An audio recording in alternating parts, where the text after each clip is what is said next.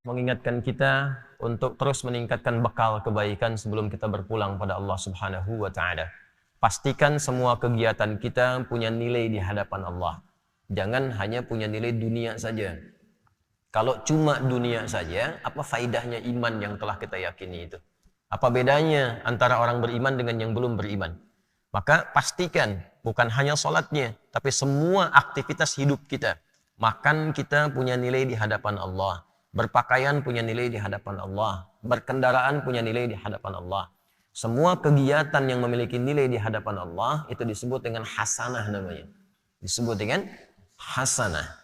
Karena itulah kemudian ketika kita mengerjakan satu perbuatan, seperti saya mau minum misalnya, maka saya niatkan minuman ini untuk mendapatkan ridha Allah. Ya, maka saya katakan Bismillahirrahmanirrahim, kemudian saya minum. Maka kalimat Bismillahirrahmanirrahim itu yang menjadikan aktivitas minum itu punya nilai di hadapan Allah. Minumannya sama dengan yang diminum siapapun. Ya, menghilangkan haus fungsinya. Jadi hausnya hilang, tapi apakah dengan hilangnya haus itu Allah memberikan nilai tidak? Ada amal solehnya enggak? Bismillahirrahmanirrahim punya nilai itu.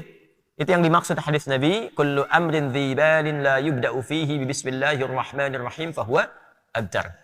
Ya, setiap perbuatan baik, ingat yang baik ya, bukan perbuatan buruk, bukan korupsi pakai bismillah misalnya, tidak, nggak boleh itu. Ya, mencuri pakai bismillah, tidak. Semua perbuatan baik, dibalin itu yang dibenarkan oleh akal dan hati kita itu benar. Jadi sesungguhnya kalau orang berbuat salah, hatinya pasti menolak. Ya, hatinya menolak, itu bal, ma fi balika. Apa sih yang ada dalam hatimu itu? Ya, kan saya sering katakan begini kalau ingin menguji ya. Anda keluar dari masjid untuk ngetes, bukan dilakukan terus, bukan ya. Untuk ngetes, coba iseng-iseng pakai misalnya, dipakai iseng, bukan dipakai pulang ya. Dipakai iseng misalnya sendal orang lain. Masukin dulu, tes. Itu hati kecil pasti mengatakan, ya itu bal, hati kecil mengatakan, hey itu bukan punya kamu. Pasti itu, secara otomatis. Ya, secara otomatis. Lepas lagi tuh, jangan dipotong videonya ya. Saya mesti potong-potong video tuh, ya. Itu ngecek itu seperti itu, hatinya pasti akan protes. Nah, jadi Nabi pernah mengatakan istafti qalbak, ya. Coba tanya hatimu yang paling dalam. Kedalaman hati itu disebut dengan bal namanya. Mafi balik, kenapa lu? Apa sih isi hatimu itu yang membimbing pikiranmu, ya?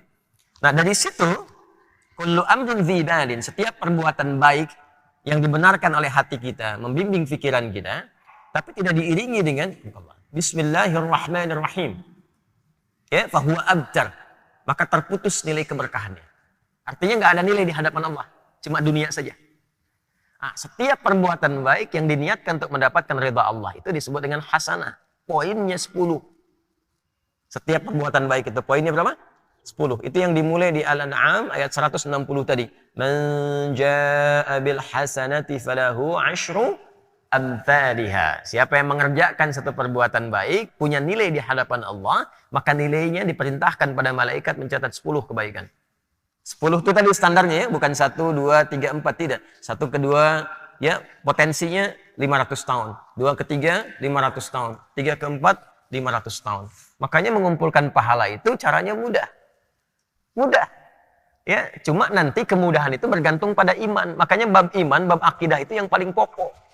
Gitu. Hanya iman yang mampu menggerakkan kita untuk mendekat kepada Allah. Kalau imannya tidak maksimal, sinyalnya nggak kuat, ya boleh jadi tidak akan semua amal itu menjadi amal soleh. Itulah yang menjadikan kerugian itu. Dikasih waktu untuk beraktivitas, tapi aktivitas yang dikerjakan tak ada nilai di hadapan Allah. Karena hasanah ini yang dibawa pulang, bukan minumannya. Ya, ini keluar lagi menjadi kotoran, ke alam kubur nggak ikut. Hasanah itu yang akan dikonfirmasi sampai dengan di akhirat nanti. Jadi di dunia dikerjakan, di akhirat ditampakkan. Itu yang dimaksud di Al-Baqarah ayat 201 itu. Wa minhum may yaqulu rabbana atina fid dunya hasanah wa fil akhirati hasanah wa qina adzaban nar. Kan? Maka di dunia kita mengerjakan itu, di akhirat dikonfirmasi. Konfirmasi itulah yang kita sebut dengan pahala itu. Jadi setiap nilai 1 ke 2, 2 ke 3, 3 ke 4 disebutnya ajrun namanya. Ya, nilainya disebut dengan hasanah. Hitungan 1, 2 ke 3 ke 4 terus disebut ajrun. Di surah At-Tin itu yang paling viral, lahum ajrun ghairu mamnun, ya. Nah, jadi itu yang disebut ajrun, kita terjemahkan dengan pahala. Jadi yang ikut pahalanya. amal solehnya di dunia. Di alam kubur kan sudah nggak ada amal soleh lagi. Ya, nggak ada amal soleh lagi. Jadi jangan berharap atau berdoa, mudah-mudahan di alam kubur masih bisa tahajud misalnya. Enggak. Udah istirahat di alam kubur itu. Tinggal ditampakkan pagi dan petang itu, ya, ditampakkan kenikmatan surganya nanti. Kalau dia insan beriman, hadis riwayat Umar bin Khattab radhiyallahu taala anhu tentang sifat surga. Nanti ada kitab Bad'ul Khalqi di dalam Sahih Al-Bukhari. Nanti di subtopiknya yang ke-9 itu tentang sifat abwabil jannah, sifat tentang pintu-pintu surga. Ya, di hadis kedua dari situ adalah hadis dari Umar bin Khattab radhiyallahu taala anhu yang menerangkan tentang bagaimana keadaan di alam kubur ya bagi setiap manusia. Kalau dia min ahlil jannah, ya, in kana min ahlil jannati, jika dia termasuk ahli surga maka ditampakkan surganya setiap pagi dan petang. Ini nanti yang melahirkan rumusan di antaranya zikir pagi dan petang. Ya, dan nanti ada hadis-hadis lain tentang fadilah-fadilah keutamaan yang mengantarkan ke alam kubur. Babnya iman, ingat. Babnya iman. Kalau beriman, yakini. Iman kita dipertaruhkan di situ dan tidak akan ada ruginya, toh meninggal juga. Ya kan? Toh meninggal juga. Nah, nanti dikonfirmasi saat di akhirat ditampakkan itu semua dalam bentuk kitab kita. Makanya nanti di surah Al-Isra akan dikonfirmasikan iqra kitabak kafa bi nafsika al-yawma 'alaika hasiba. Jelas ya? Nah, karena itu disarankan kita mulai meniatkan diri kita sepenuhnya untuk menjadikan semua aktivitas kita punya nilai, menjadi hasanah. Termasuk sholat yang baru ditunaikan. Karena sholat itu ibadah pertama dalam Al-Quran yang disebut dengan hasanah. Quran surah ke-11 Hud di ayat 114. Aqimis sholata tarafain nahar wa zulafan minal layl innal hasanati yudhibnas sayyiat. Ya kan? Tunaikan sholat dari mulai pertengahan siang sampai dengan ke malam, ya, dari mulai terus sampai dengan subuh sampai dengan ke isya. Innal hasanat, semua salat yang dikerjakan itu menjadi hasanat. Jamak dari kata hasanah. Jadi salat disebut dengan hasanah. Karena itu rumusan ibadah kita yang dicontohkan dalam Al-Qur'an, begitu kita akan ucapkan dan mohon kepada Allah menjadi hasanah, salat didahulukan. Inna salati, teruskan ayatnya, wa nusuki wa mahyaya wa mamati lillahi rabbil alamin. Dan ini nanti akan menjadi salah satu di antara 12 doa iftitah.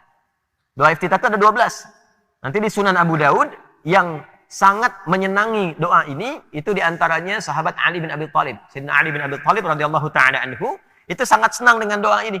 Beliau membaca dalam salatnya itu, wajjahtu wajhiya lilladzi fataras samawati wal arda hanifan musliman wa ma ana minal musyrikin. Inna salati wa nusuki wa mahyaya wa mamati lillahi rabbil alamin. La syarika lahu wa bidzalika umirtu wa ana minal muslimin wa ana awwalul muslimin, dengan dua riwayat.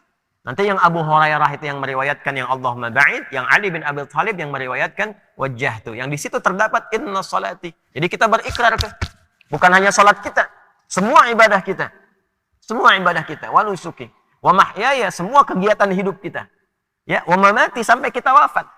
Jadi barusan tuh kita berikrar, selesai salat subuh, mulai selesai subuh ini, semua kegiatan kita mesti punya nilai di hadapan Allah Subhanahu wa taala. Itu ikrarnya. Jangan sampai berbuat maksiat. Awas, hati-hati. Maka ditutup nanti di ayat 165-nya. Awas, di ujung ayatnya nanti. Inna rabbaka sari'ul iqab. Wa innahu ghafur rahim. La ghafurur rahim. Hei, ingat ya. Kalau kamu berbuat salah, Allah itu cepat hukumannya. Tapi dalam saat yang bersamaan, Allah sangat maha pemaaf dan pengampun dari segala dosa-dosamu. Maksud rangkaian ayat ini begini. Nggak ada di antara kita yang sempurna. Sekarang pun kita ada di masjid, boleh jadi banyak lumuran dosa yang pernah kita lakukan. Ya, tidak ada yang sempurna. Ada kesalahan, mungkin sebelum berangkat ke sini ada dosa yang diperbuat. Ada kesalahan yang dilakukan. Jangan tunggu untuk bertobat dengan mengakhirkan di akhir waktu. Ya, sungguh orang-orang yang menggantungkan waktu taubatnya itu di waktu-waktu yang panjang, sehingga boleh jadi maut datang lebih cepat dari apa yang dia duga. Orang-orang seperti itu mohon izin tidak dapat mendapatkan kesempatan taubat dengan maksimal. Maka kalau kita sadar berbuat salah, kata Allah, hei, jangan malu untuk kembali kepadaku. Karena aku lah Ghafurur Rahim. Sepanjang kau mau kembali, aku akan cepat mengampuni dosa yang pernah engkau kerjakan dan menghapuskannya sampai ketika engkau kembali. Jelas?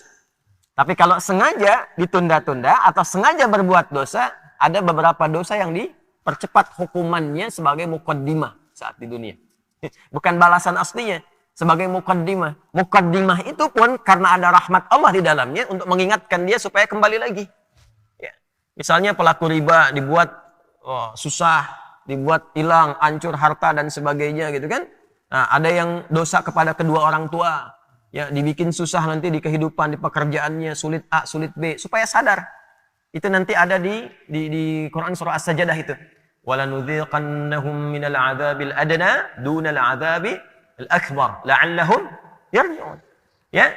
Jadi kami akan timpakan, rasakan ya pendahuluan hal kecil, hukuman kecil untuk menyadarkan hamba itu supaya kembali tobat. Supaya tobat. Jadi jangan tunggu dihukum dulu oleh Allah ya untuk disadarkan supaya kamu tobat. Sepanjang kita merasa ada kesalahan, istighfari, minta ampun, kembali pulang, lalu setelah itu istiqamah mengerjakan kebaikan sampai kita kembali pada Allah Subhanahu